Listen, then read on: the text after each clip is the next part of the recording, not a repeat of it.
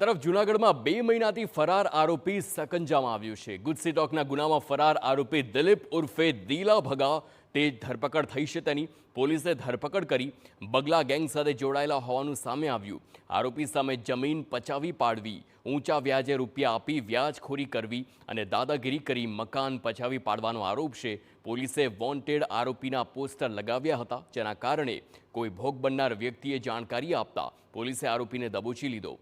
હજુ આ ગુનામાં 3 આરોપીઓ ફરાર છે, જેને શોધવા પોલીસે તપાસ હાથ ધરી।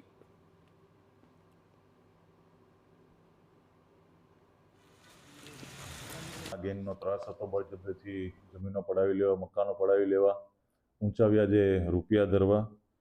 તો જે આમને પકડવા માટે જે પોસ્ટરો દ્વારા જે પ્રસિદ્ધિ કરવામાં આવેલ હતી ને એમાંથી જ કોઈક વ્યક્તિએ, પીડિત ભોગ બનનાર વ્યક્તિએ માહિતી પોલીસને આપેલ છે અને આને પકડવામાં પોલીસને સફળતા મળી છે। તો આ 3 વ્યક્તિઓ જે હજી બાકી છે, આ ગુનાના મુખ્ય આરોપીઓ જે હજી બાકી છે પકડવાના, એ આરોપીઓ વિશે પણ એમના પર પોસ્ટર લગાવેલા છે અને અમને આશા છે કે પબ્લિક તરફથી જ અમને ક્યાંક ને ક્યાંક અમને પકડવામાં સપોર્ટ મળશે પૂરેપૂરો।